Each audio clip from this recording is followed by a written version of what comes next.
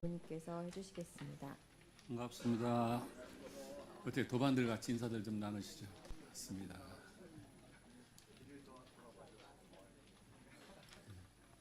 박혜성 도반이 지금 오늘 회사도 출근해야 한다고 지금 바삐 함상담 하고 갔는데요. 며칠 전에 어느 원로 도반이 그런 말씀을 하셔요. 지켜보니까 종교 생활을 자기만을 위해서 하는 것이 아니라 종교 생활하는 것이 결국은 가족을 위해서 하는 것 같더라. 기도를 내가 하는 것이 나만을 위한 기도가 아니고 가족을 위한 기도가 되고, 내가 마음 공부하는 것이 나만을 위한 것이 아니라 저절로 가족에게 은혜가 미쳐가는 것이더라. 이제 그런 소감을 하신 걸 들었는데, 박혜성 도반이 교당에 와서 한 5년 동안 지금 됐습니다. 이제 주인이 돼서 교당에 스스로 알아서 이렇게 주인 돼가는 모습을 보면서 원북에서 늘 하시는 말씀, 가랑비 옷 젖듯이 젖어간다는 이야기가 새삼 느끼게 하는 오늘 감상담이었습니다. 오늘은 5월 가정의 달 마무리를 하는 효양법회인데요. 오늘 이제 영화를 통해서 함께 우리의 삶을, 우리 자신을 본문의 대조해서 돌아보는 시간 갖도록 하겠습니다. 영상 보여주시죠. 좋은 영화는 크게 두 가지로 나눠 볼 수 있다고 합니다. 하나는 영화를 보면서 너무 좋아서 참 영화 좋다 하면서 공감해서 보는 영화가 있고, 볼 때는 좀 밋밋했는데 곱씹어 볼수록 그 영화의 내용이 감동이 되는 그런 영화가 이제 있다고 하는데, 오늘 법회 소재인 그렇게 아버지가 된다는 이 영화는 후자에 속하는 영화가 아닐까 생각이 들어갑니다. 영화를 보면서 그 물보다 진하다는 나은 정만으로 과연 진정한 부모가 될 수 있을 것인가, 또 친자가 아니라 하더라도 기른 정만으로 부모가 될 수 있을 것인가, 이런 부분들에 대해서 생각하게 하는 영화이기도 합니다. 가정의 달 5월에 이 영화 속에서 우리는 아버지 그리고 자식이라고 하는 것에 대한 깊은 성찰을 해보는 영화가 아닐까 생각이 들어갑니다. 영화는 좋은 가정을 만들기 위해서 좋은 아버지는 어떤 것인가, 지금 이 세대가 원하는 좋은 아버지는 어떠한 모습일까를 우리에게 말하고 있는 그런 영화입니다. 세계적 거장인 스티븐 스필버그가 이 영화를 보고 전격적으로 리메이크를 하겠다고 선언을 하면서 했던 이야기가, 보는 사람의 마음을 움직이는 이 영화의 힘에 매우 큰 감동을 받았다. 전 세계 모든 사람들에게 보여주고 싶은 영화라는 생각에 리메이크를 결정했다고 발표를 했다고 합니다. 아마 이 영화가 리메이크가 되어서 다시 나올 거라고 보는데, 이 영화에서 감독은 가족이라고 하는 것은 시간 속에서 기억을 함께 하는 관계를 가족이다, 그렇게 이야기를 하고 있습니다. 그래서 영화는 아버지다움이라고 하는 것이 무엇일까라고 하는 질문을 우리에게 계속 하는데, 생물학적 혈인으로 이루어져 있는 이 아버지라고 하는 관계를 이 고레이다 이 감독은 현문으로 다시 우리에게 질문을 하게 되는 영화입니다. 유교적 가치관으로 성장한 아버지의 표상과, 그리고 새로운 시대를 열어가야 할 아이들에게 아버지는 어떠한 모습일까를 생각하게 하는 그런 화두를 남겨주는 영화인데요. 얼마 전에 그 칸 영화제에서 황금 종려상이 발표됐는데, 일본 영화 만비키 가족이라고 하는 영화였죠. 원래 이 영화는 이창동 감독의 버닝과 함께 경쟁을 했었는데 일본 감독에게 영예가 돌아갔던 영화입니다. 이 영화를 감독이 만든 영화가 오늘 그렇게 아버지가 된다고 하는 영화이기도 합니다. 이 고레다 감독은 실제 본인의 아버지가 되어서 5살 딸을 두고 5살이 된 뒤에 과연 생물학적으로 낳아주는 것만으로 아버지라고 할 수 있는가, 이런 생각을 가지고 단순한 피를 나누었다고 해서 과연 한 남자를 아버지로 부를 수 있을 것인가라고 하는 이 깊은 통찰을 하게 되어서 이 영화를 만들게 되었다고 합니다. 영화는 완성되었지만은 영화 속의 주인공과 나 그리고 우리에게 여러 가지 질문을 던져주는 영화다, 이렇게 감독은 얘기를 하고 있습니다. 6년간 키웠던 아이를 떠나보내야 할 그 순간에 과연 아버지는 무엇일까? 아버지를 아버지로 만들어주는 것은 무엇인가라고 하는 이 질문을 영화는 계속 끌고 가면서 영화를 만들고 있습니다. 오늘 이 질문을 우리 다 같이 함께, 부모라고 하는 것은 생물학적으로 그냥 부모가 되는 것이 아니지 않겠는가라고 하는 생각을 같이 하면서, 진정으로 부모는 무엇인가, 이런 생각을 같이 하면서 이 영화를 보셨으면 좋겠습니다. 다음 보시겠습니다. 영화의 주인공 료타는 성공한 건축가입니다. 그래서 도쿄에 있는 인류 회사에서 인정을 받고 있는 그런 사람입니다. 미도리라는 아내와 6살 케이타라고 하는 아들과 도쿄 중심의 최고층 아파트에서 살아가는 가정입니다.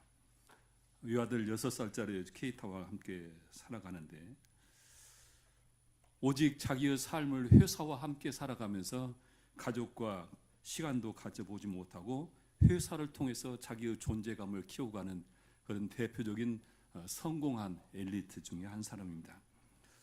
요타는 어릴 적에 아버지의 사랑을 받지 못하고 아버지에 대한 불만으로 가출한 적이 있습니다. 그래서 그 어릴 때 부모한테 받지 못한 사랑을 보상 심리로 자기 외아들한테는 남김없이 줍니다.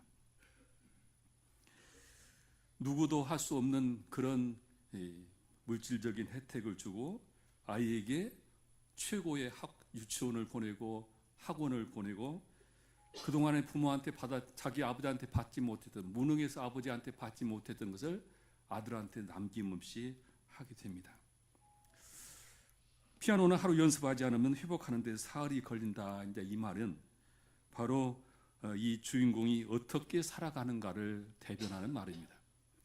자기의 삶을 빈틈없이, 그리고 늘 성공을 목표로 살아가면서 아이도 그렇게 자기처럼 살아가기를 바랍니다. 그래서 아이에게 늘 자력을 키워주려고 노력을 하고, 그리고 늘 깍듯하게 예절을 가르치고, 그래서 아이가 아이 같지 않고 어른처럼 키우게 됩니다. 아이에게 늘 배우도록 강요하고, 그리고 사람들한테 실수하지 않도록 에티क्스를 가르치고, 이렇게 늘 아이에게 모든 사람들한테 선망의 대상이 될 수 있도록 가르치기를 하고 있습니다.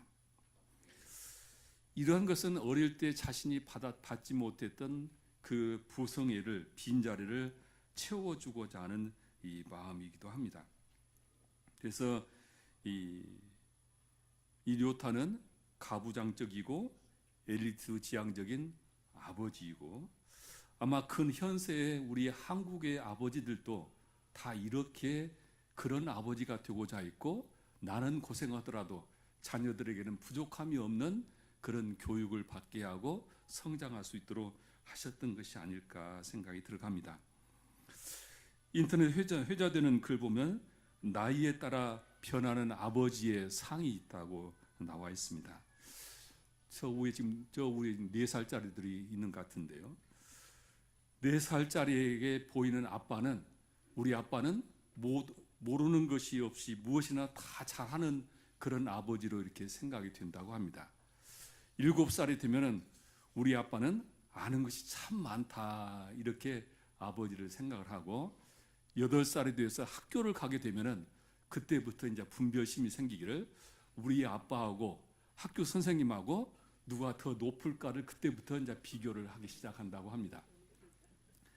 그리고 12살이 되면은 이제 사춘기가 지나기 시작하면은 아빠는 모르는 것이 너무 많다고 얘기를 한다고 합니다. 12살부터 아이들이. 그리고 14살이 되면 아빠는 나와 세대가 달라, 세대 차이가 나, 그렇게 해서 아빠하고 이제 등을 돌리기 시작을 한다고 합니다. 그리고 이제 대학을 나오고 사회생활 시작하게 되면 25살 되면은 아버지를 이해하지만은 아버지는 이제 기성세대야. 나의 세대고 달라. 그래서 아버지 의견을 무시하기 시작을 한다고 합니다. 그런데 이제 사회생활을 하다 보면은 한 30살쯤 되면은 그때부터 아빠를 아빠 의견도 일리가 좀 있는 것 같다. 그렇게 이제 마음이 변하기 시작한다고 합니다.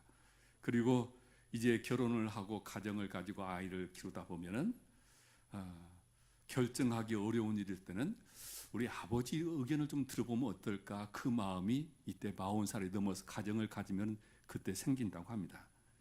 그리고 이제 50이 되면은 우리 아버지는 훌륭한 분이었다고 하는 생각을 하게 되고 60이 돼서 부모님이 다 돌아가시고 나면은 그때 아버지께서 살아 계셨다면은 아버지께 조언을 들었을 텐데 하고 아버지를 그리워한다고 합니다.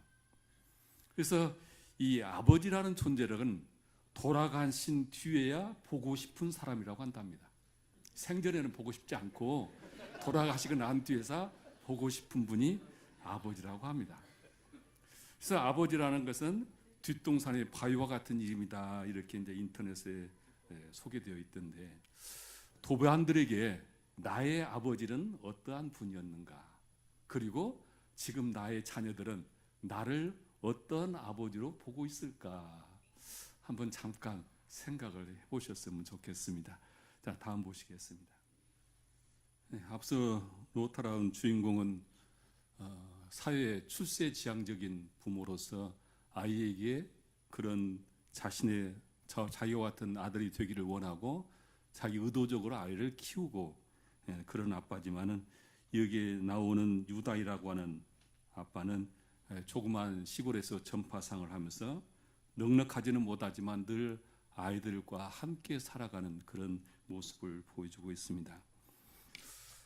나는 내일 할 수 있는 일이라면 오늘 하지 않는다는 그런 가치관을 가지고 그렇게 낙천적으로 살아가는 사람입니다. 늘 아이들과 함께 하면서 장난감도 고쳐주고 그리고 목욕도 함께하고 연날리기도 함께하고 모든 것을 아이와 함께하면서 아이의 성장은 부모와 함께하는 시간 속에서 아이들은 키워간다고 하는 생각을 가지고 있는 사람입니다. 요즘에 이제 부성의 위기 시대다 그런 얘기를 합니다. 세상은 좋은 아버지를 요구하고 있습니다. 그래서 사회 단체뿐만 아니라 종교에서도 좋은 아빠 만들기 프로그램들이 많이 진행되고 있습니다. 우리 사회에 유행되는 말 중에 아이를 잘 키우려면은 할아버지의 경제력, 할머니의 운전 실력, 엄마의 정보력, 그리고 아빠의 무관심이 최고 아이를 키운다. 집에서 아이들 키우느라고 아이들 때문에 많이 다투시잖아요. 그래서 아버지가 무관심을 가했져야 아들이 최고 아들로 키운다는 이야기가 들고 있습니다. 그만큼 좋은 아버지가 되기 위해서는 침묵을 해야 하는, 침묵을 강요당하는 요즘 세상에 과연 어떻게 해야 할 것인가, 어떻게 해야 좋은 아빠가 될 수 있을까 이제 고민스럽지 않을 수가 없습니다.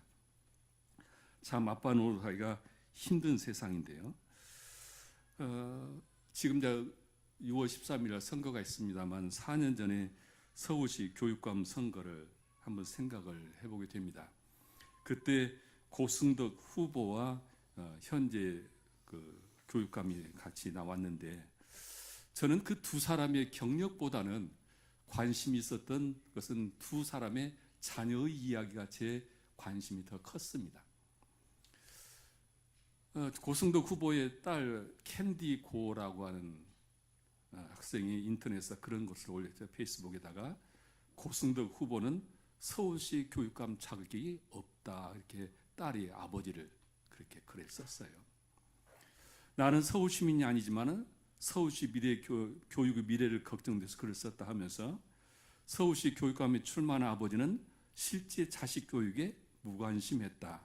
내가 어렸을 때 고승덕은 교육은커녕 말도 걸지 않았다.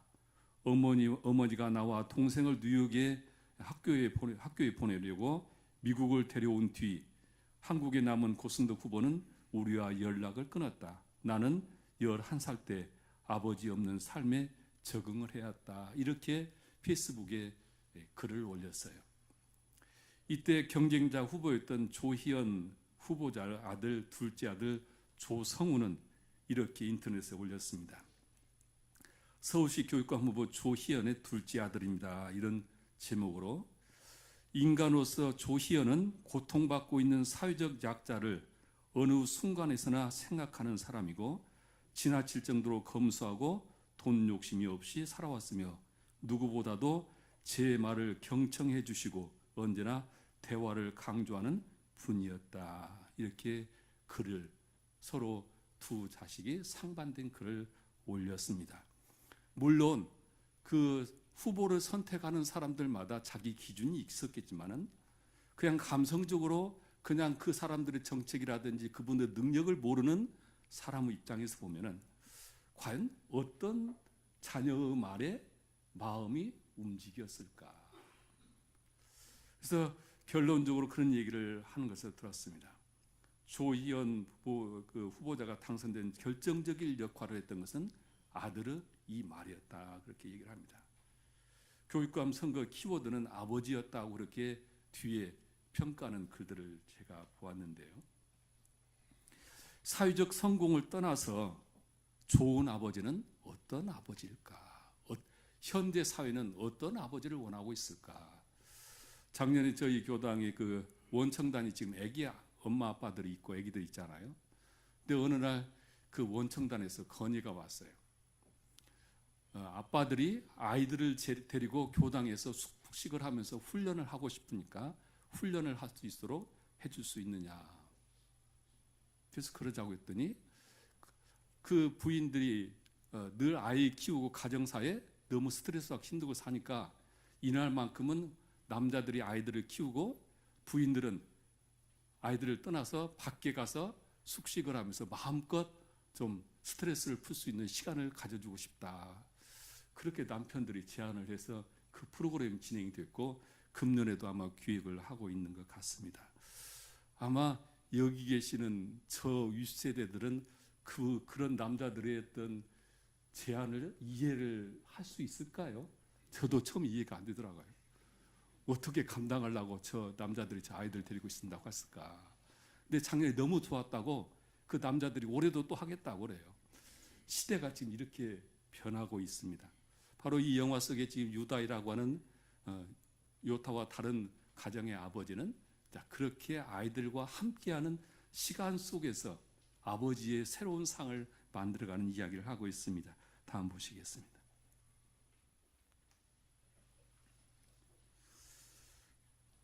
아이를 낳아서 6년간 키우던 어느 날 전화 한 통이 걸려오는데 아이가 바뀌었다고 하는 전화였습니다.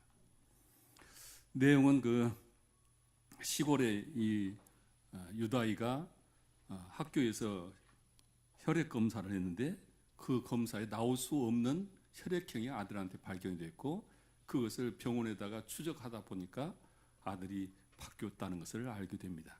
그래서 이제 통보를 받게 되는데 통보를 받고 유전자 검사를 해보니까 정말 바뀌었어요. 아들이.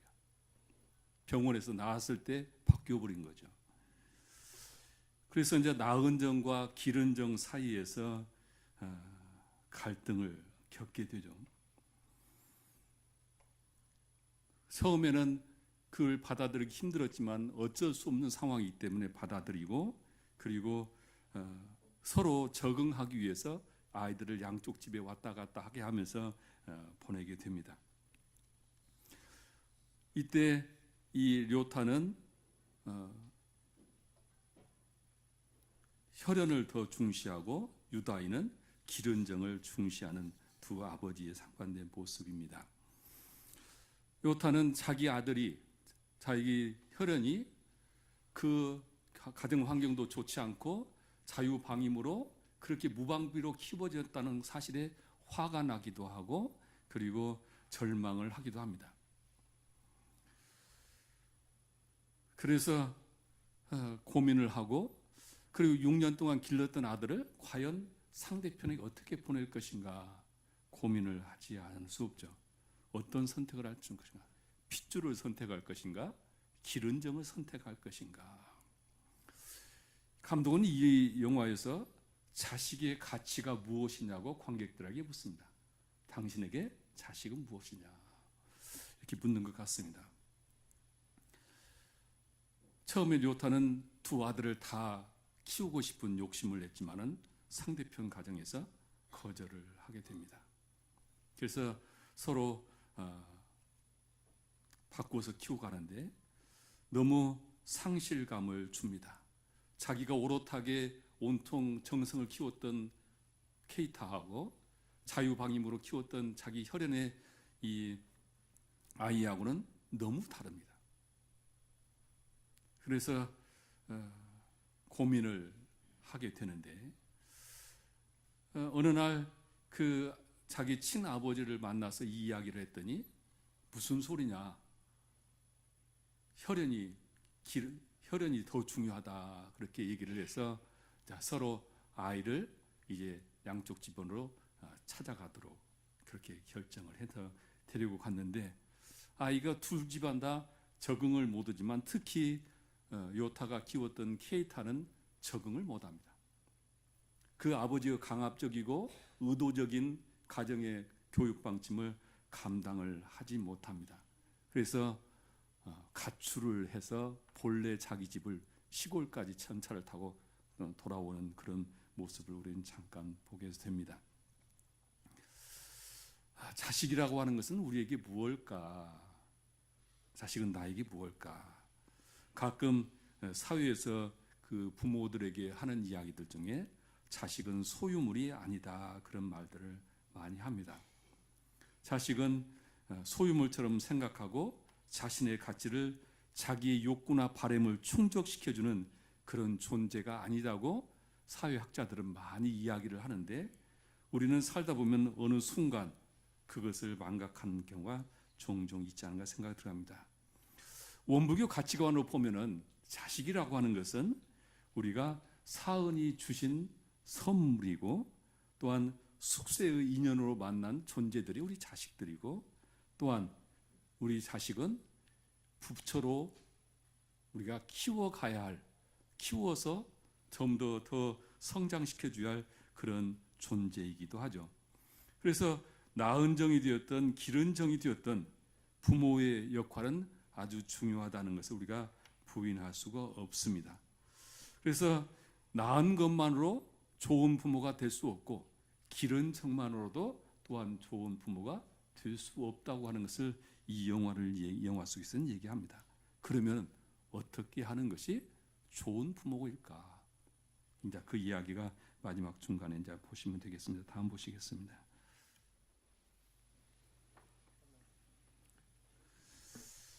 영화 결말에서는 가부장적인 요타의 자식과는 이 좋은 아빠의 영역을 서성이다가 두 아이들에게 둘 다 마음을 잃게 되는 그런 모습을 보입니다.